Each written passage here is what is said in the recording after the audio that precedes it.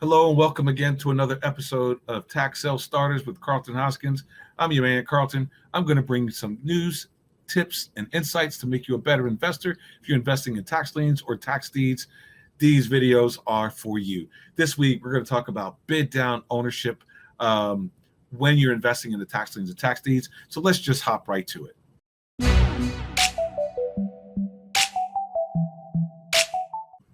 All right, well, welcome back.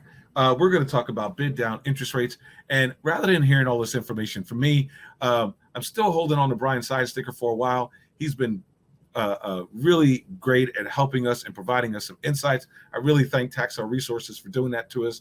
Thank you, Taxel Resources and Brian Sidesticker. So Brian's here with me, and let's get his insight on this so that you have the best information. And then if after listening to this information you're still not sure, go online, go research it, pull up a book, go to the states and the counties that do this type of interest, so bid down interest, so that you get a better understanding.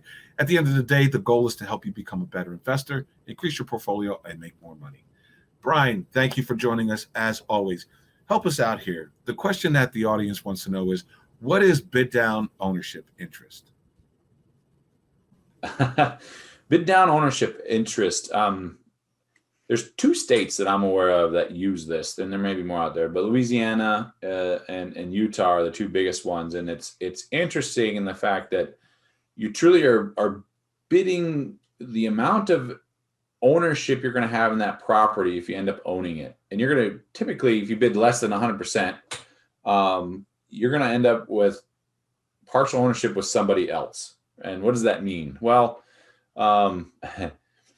you don't have all the say in what happens in that property. And I think, I don't know the state laws in each state, but I would imagine if you have more than 51% ownership, you kind of have the say. If you have less, then you kind of got to rely on the other person to run the ship. It really doesn't affect, I'll talk to Louisiana since I understand that much more than Utah, but in Louisiana, it does not affect what happens with that lien. Let's say it's a $3,000 lien and you're bidding down and you get, what is Louisiana, 12%? 18%.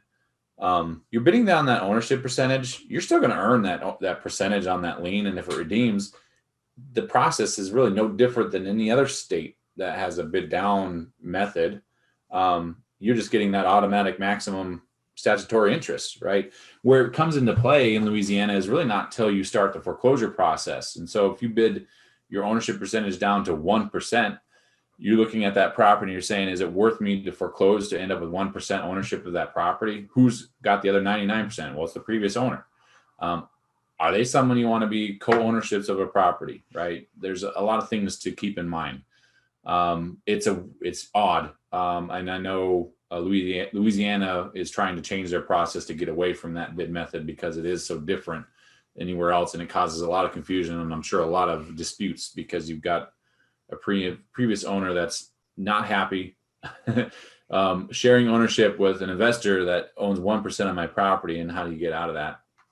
Anyway, long story short, it's a very unique bid method. It doesn't necessarily mean don't go there. If you just understand what you're getting yourself into, and if it's, in the case of Louisiana, where still 95, 97% of all liens redeem, the bid method has nothing to do with what you're going to earn on that redemption. Wow. A lot of information there. A lot of information. If you watch this, you have to do what I do. You have to go back, you have to rewind, you have to play it, you have to watch it again. It's a lot of information in there. So much to understand. Thank you, Brian and Taxel Resources, for providing us this insight. I want to bring you back one more time next week for another question, and we'll talk about how to inspect the property before the actual tax sale. But thank you for joining us today. We look forward to seeing you again. Investors, don't forget the subscribe button and a notification bell so that you can keep up with the latest tips and insights into tax lien and tax deed investing. Let us know how these videos are impacting you. Talk to us. If there's questions you have that you want answered and you're not sure where to get the right answers, ask us those questions. I've been investing for about 20 years, and if that's not enough information, I have a pool of investors and experts who are always willing to share their insights into this information, especially Brian Sidesticker from Taxel Resources. I can't think of enough. So don't forget to put in your questions, and we'll try to help you out to the best of our ability. Again, check out taxsellfinders.com. It's a great tool for new investors and seasoned investors if they want to shorten the process of doing the research. I used to spend a lot of time researching properties. Now with Tax Sale Finders, it takes me just a really quick moment to find out the information that I'm looking for. So it's giving me back time, and it's making me a better investor. And I'm sure that's what you're trying to achieve, generate more revenue. So until our video, happy investing. We'll see you next week.